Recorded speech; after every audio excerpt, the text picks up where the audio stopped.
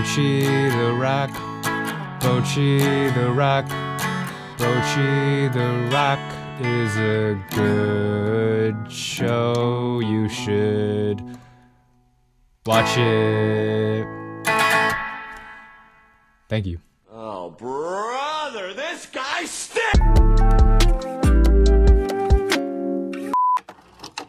What up, y'all? It's the homie Dame, and today I'm going to spotlight an anime and give y'all my thoughts and reactions to it in the form of a neatly structured numbered list in order to improve audience retention and hopefully place higher in the algorithm. These are the dumb things that YouTubers gotta think about. What anime am I talking about today? Well, it's possibly the biggest anime of the fall season. Nope. No, not that one.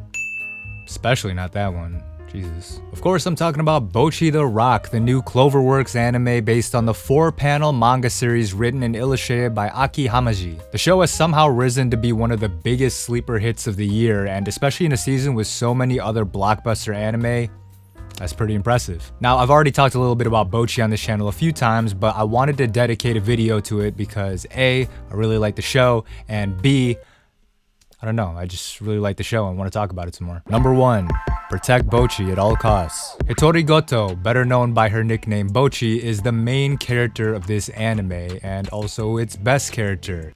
And also the best character of the season, and also the best character of the year, and maybe even the greatest anime character of all time. Now, of course, I'm exaggerating. The greatest anime character of all time is Aqua from Konosuba. Okay. But like Aqua, Bocchi is someone who is just a mess. And I mean, who knows, in a few years, the alcoholism might come into play too. Bocchi has severe social anxiety that prevents her from interacting with people. She's always worrying about how people will perceive her despite her wanting to be rich and famous. Now, just from that description of her character, people who haven't watched the show are probably like, oh, here we go, another awkward loser MC for all the weebs to relate to. And I mean, you're not 100% wrong. Although her anxiety is often exaggerated for comedic effect, there's no denying that Bocchi is a character that everyone can see a little bit of themselves in.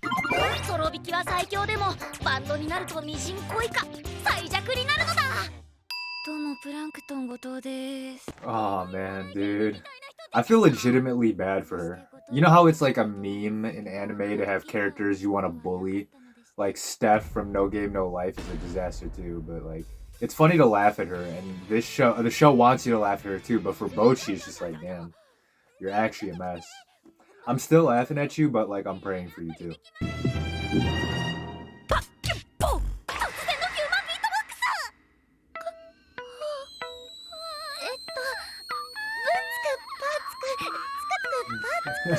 What the fuck? Nah, that's real though. That's a good way to make people with social anxiety feel comfortable. Just play along when they're doing something goofy like that. Shout out to this tomato head girl. Oh, Bocchi, bro. What if Bocchi just broke her neck and fucking died? Show over. Bocchi died a horrible death. She never overcame her anxiety. She died in the middle of a random park with no one around, covered by flyers for a show no one will go to. The end. There's your funny slice of life show. Jesus. That'd be a nightmare. No one's gonna sit here and pretend like Bocchi is the most original character ever, but guess what? Being original is for tomato sauce. The key is likability. The show banks on you liking Bocchi and wanting to root for her. It's the same reason you can copy and paste the same shonen protagonist archetype so long as you, the audience member, are still invested in their success, and you know, it all still works. Now, a common criticism of the show is people asking, well, is Bocchi really likable or is she just pitiable? And I even said it myself. You feel bad for Bocchi. She can keep her composure about as well as a Bleach fan does whenever you make fun of one of the show's openings. Believe me, I know. But I think the key to Bocchi as a character is that we know Bocchi has potential. We see that Bocchi is legitimately really good at guitar and already has a decent online following. So when you're rooting for her after seeing her lose confidence and fall apart, you're not rooting for some bozo who ain't shit. You're rooting for someone who could actually be big, but they just don't got that dog in them. But yeah, love Bocchi. She's a fun character to watch. She's funny. The show knows how to turn her misfortune into comedy, but it also makes it so you can easily root for her. But of course, Bocchi is not the only character in this show. Number 2. Everyone else is cool too. So the show follows Bocchi as she joins a band that performs at a live house in Tokyo. At first it's just 3 of them, you got Nijika on the drums, you got Rio on bass, and you got Bocchi herself on the lead guitar, and later Bocchi recruits Kira to be lead singer and rhythm guitar. These 4 make up Kesoku Band, and they're the main cast that we follow for most of the season.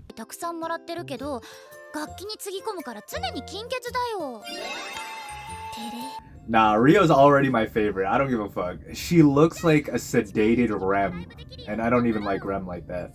But I like her. Not gonna lie, this section of the video is just an excuse for me to talk about Rio, because she's just like the coolest ever. Because, I mean, look, y'all, let's examine this scientifically. So I've said many times before on this channel that Aqua is my anime self-insert. And why is that? 1, she's broke. I, too, am broke. Why do you think my green screen is so scuffed? This is the best I can get. 2, she's dumb as fuck. Just like me, man. My high school GPA was like a 2.4. 3, she has crippling alcoholism. Again, your boy got a drinking problem.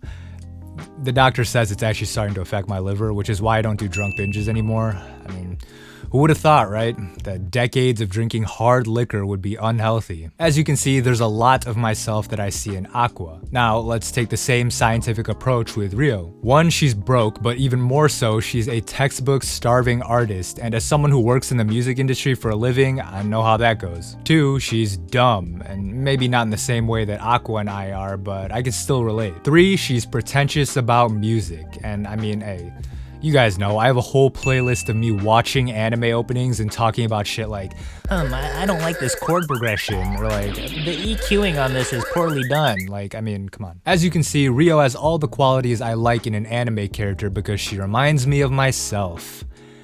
I'll let y'all make your own judgments about what that says about me, but I mean, whatever. Nah, but for real, Rio is so great. Like, her jokes and humor are always on point, and she'll usually have like my favorite, or at least top 3 favorite gags in an episode. Ryo-san, お会計。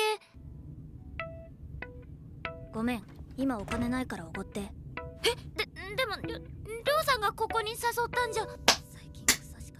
She's just like me for real, man.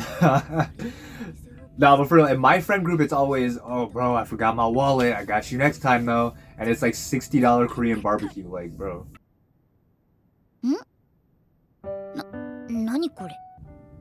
Hey, yo. Ain't this what they sell at PacSun? Rio the GOAT, man. I still really wish that she was in this episode, but her just not being here and all fucking around by herself is so funny too. But yeah, the other characters are good too. I like Hikori. I'm sure you can guess why. She might actually be more relatable than Rio, and you know, that's kind of unfortunate for me, but what can you do? I also like Nijika too. I mean, you could argue that if Bocchi the Rock is like Keion, then she would be the Ritsu of the show, you know, like the outgoing drummer character. And actually, Ritsu is my favorite Keion character, so it makes sense that I'd like Nijika here too, even though, you know, they're obviously not one-to-one comparison characters. But hey, everyone we've seen in the show so far is great. I mean, every cast member has had at least one gag that's gotten a little chuckle out of me. You know, that little snort, that little you know, like a little, Number 3. Can someone tell me if Cloverworks is trash or not? So I think for this section of the video, I want to talk about the much venerated animation of Bocchi the Rock. But first, I want to say some stuff about the studio that animated it, Cloverworks. Since its creation as a sub-studio of A1 Pictures, Cloverworks has been the anime studio equivalent of, well, basically the one kid who tripped in the lunchroom on the first day of high school, spraying milk everywhere, and everyone clowned him, so he had to spend the rest of high school overcompensating and being as cool and collected as possible so people don't remember him as the kid who sent his Lunchables flying everywhere after tripping on his Skechers. Basically, I'm saying Cloverworks didn't exactly have the best reputation starting out in the anime community. Okay, so peep their first 3 credited shows here. I mean, not exactly a AAA list body of work. Then, okay, scroll down. Oh wow, they made Bunny Girl Senpai. Everyone likes that show. And then, yeah, they fucked up that show. But then they made Dress Up Darling and Spy Family. Oh man, who knew they had it in them? Maybe you don't have to shove them in their locker after all. The point I'm making is that even though the phrase "brought to you by Studio Cloverworks" doesn't exactly inspire confidence, they've come through enough times to show that when they're on, they're really on. And looking at how they adapted Bocchi the Rock and the success that the show has had, I think it's safe to say that whatever Cloverworks did, it definitely Clover worked. What? Dude, this show is wild. This is some Monogatari shit for real, but bro, I had a dream like this once where everything was claymation. Yeah, I was playing basketball against Drake Bell, and he won.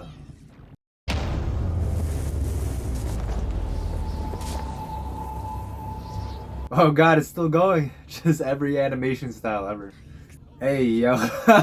This is fire, dude. The only thing we need is another live action sequence. So it's pretty clear that Cloverworks went all out to make Bocchi the Rock as visually stunning as possible. I mean, think about it. Someone out there got paid to model a cute little claymation Bocchi. Okay, well, they probably didn't get paid, let's be real, because anime studios ain't shit. Shows like this are very easy to do if you just break out like the cookie cutter animation templates. You know, you have like flat characters talking to each other using flat angles. You know, maybe someone will move slightly once every 5 minutes, and then, of course, some wacky visuals, whoa, whenever something funny happens. It's easy, right? It's a slice of life comedy. No one expects Uzui versus Gyutaro. So when you see animators putting love, care, and creativity into a show like this, it really exemplifies the fact that they actually give a Bocchi the fuck.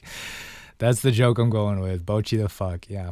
Oh, also, this isn't really a slice of life, by the way. A slice of life doesn't even exist as a genre, but that's a topic for a different video. But look, the point I'm trying to make is no one had to go this hard when making the show. Like, I mean, it's based off a damn 4-panel manga. It's not like they had a lot to go off of to begin with. Like, for real, if for some reason you're this far in the video and, you know, you haven't watched the show, go watch it now and notice just how much is happening. Whether it's a visual gag, a change in art style, a joke, a scene change, another joke, another change in art style, it's a lot. It's a very dynamic show. And this is also another big appeal for people, because I mean, the only thing better than cute girls doing cute things is cute girls doing cute things with more lines and colors. Number 4.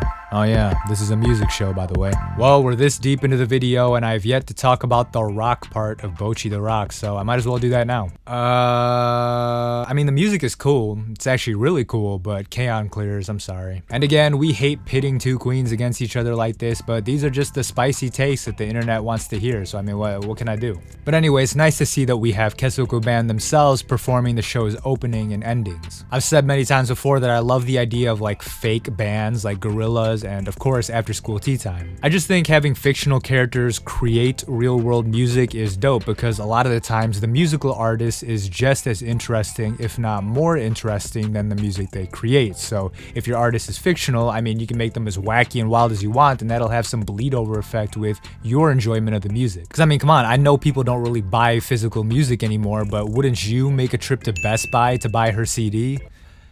I mean, look at her. What a character. This isn't CGI, is it? Oh my god, nah, this show is fire! Look at the camera angle! That's some 90s ass shit. The camera on the headstock of the guitar. Nah, this is the best anime of all time. I don't care. Oh no. I'm cringing.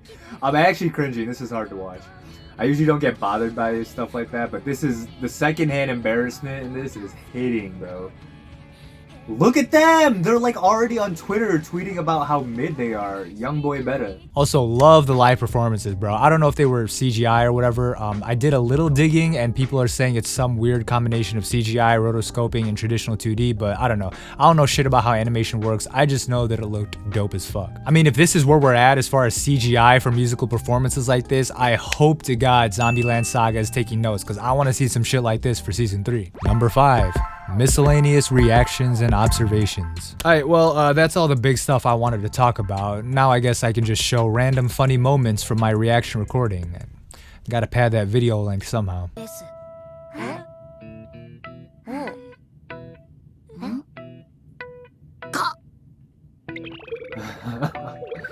Nah, whoever sold her that is trash though. You telling me that at no point while she was buying it did anyone say like, "Alright, here's your new bass. I hope you enjoy it. That's a great bass you picked out. It's got 6 strings, but it's still a bass. Here you go." That would have been me though, to be honest. I used to work at a guitar center, and I would have been like, "Yeah, whatever. Here's your stupid fucking instrument. Will that be cash or credit?" Wait, am I crazy or does this look fire? Wait, that one is hard too. Literally any of these could work. Have you seen what album covers look like these days? Like, who even cares? Oh no. What if Bocchi died from a horrible seizure here in episode 4? Bocchi the Rock. More like Bocchi under the rock. because, you know, a tombstone. She's buried underneath because she's dead.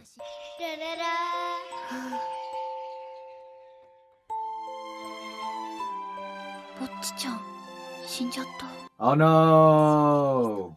R.I.P. Wait, what? Oh.